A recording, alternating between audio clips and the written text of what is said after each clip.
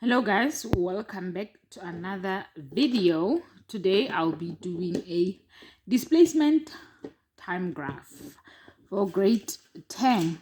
I hope you guys are well and your everything is still going fine at school. Now if you're struggling with this and you want a redo of this topic, I'm here with a video. And please don't forget to like, comment, and subscribe and share with your friends at school, classmates. They might find this information quite informative, and also your friends at home who are in the same grade as you, but a different school. Without wasting any of your time, let's get right into this video. All right, so here we have a person going for a walk. And let's assume right is positive. When you're working with a displacement and velocity, they are both vectors, and vectors have magnitude and direction. So you have to have direction when you're working with displacement and velocity. So there is a position which should be assumed left or right. Now in the question, they will tell you when they give you this time graph, assume west is positive, which means north is negative, right? There's west here and there's north. And if they say assume up is positive, then down is negative. If they say assume right is positive, then left is negative. Always keep that in mind. So let's talk more about this displacement time graph. At 0, here a person is at home, right? And then they walk. They said assume right is positive. So which means they are walking towards the right direction, right? Walking towards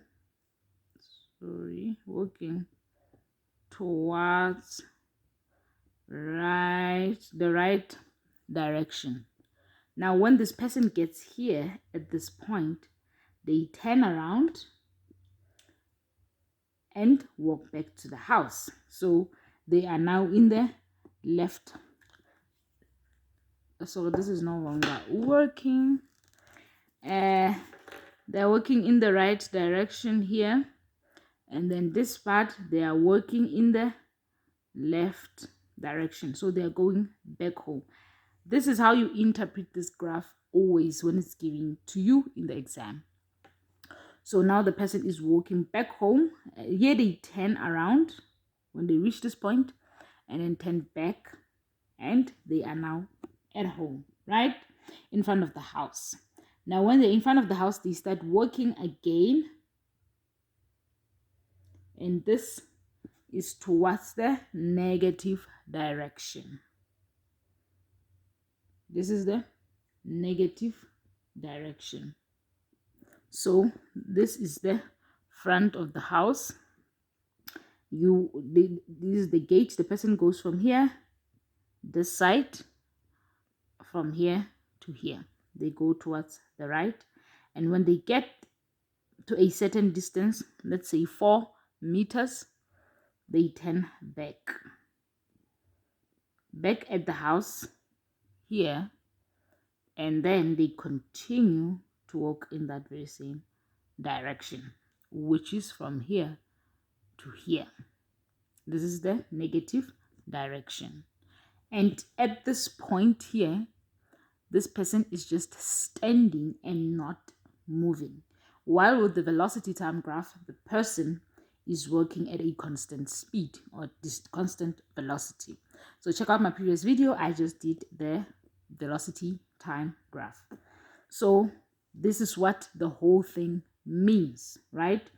And the questions that you can be asked with regards to this question is total distance, average speed, and velocity.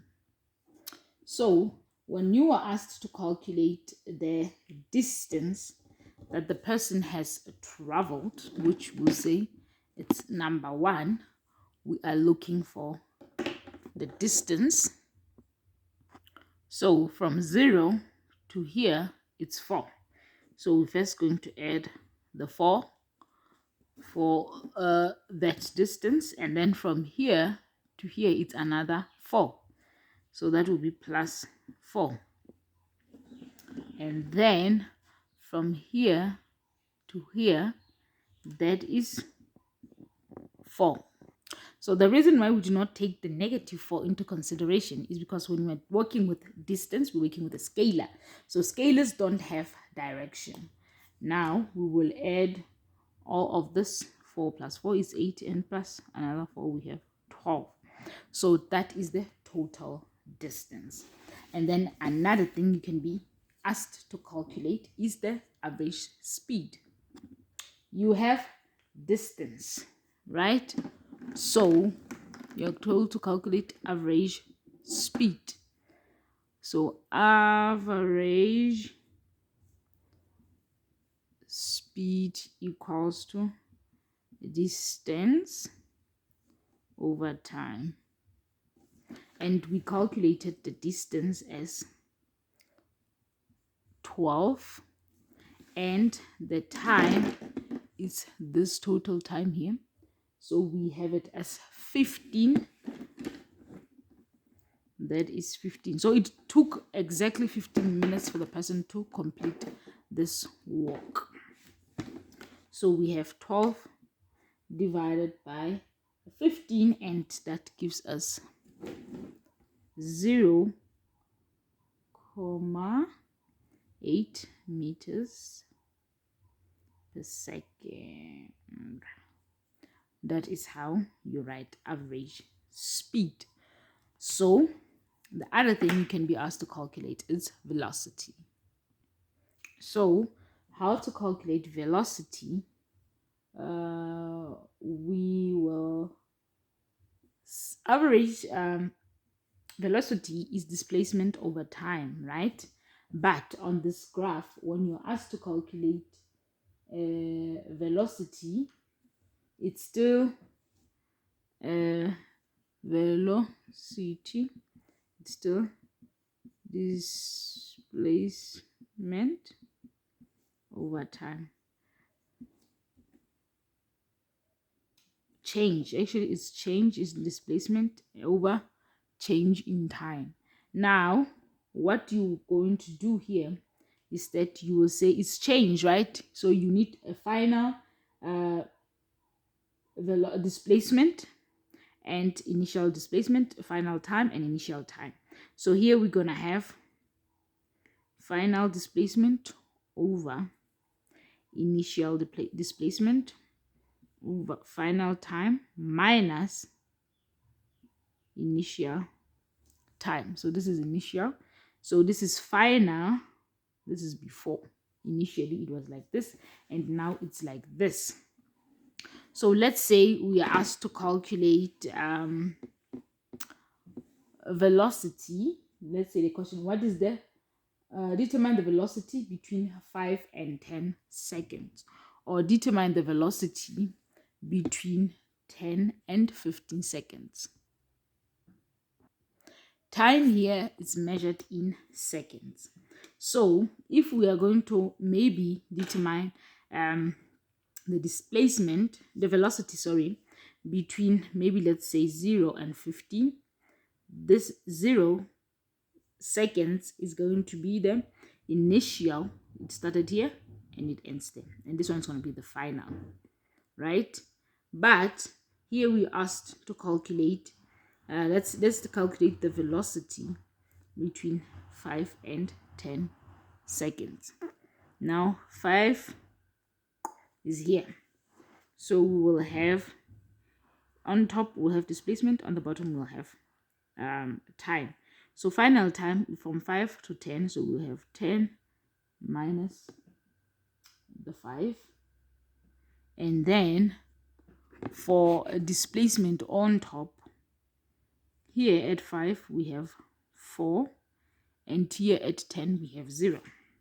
So the final is 0 minus the 4, which is the initial. And here you will have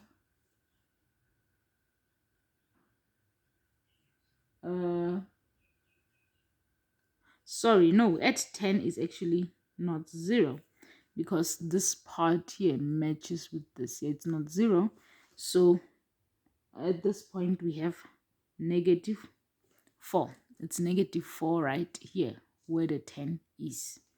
So in your calculator, sorry, you will have negative 4 minus 4, and that will give us a negative 8. 5 minus 10 minus 5, that will give us a 5.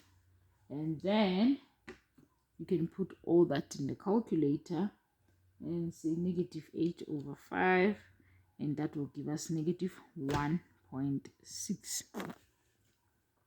Negative 1.6 meter per second. So you have to know how to calculate distance, how to calculate average speed, how to calculate velocity. That's all you have to know with regards to this. So if you are still struggling with the velocity time graph, please go and check my previous video for grade 10 physical science. And thank you very much for watching. Until the next one, bye.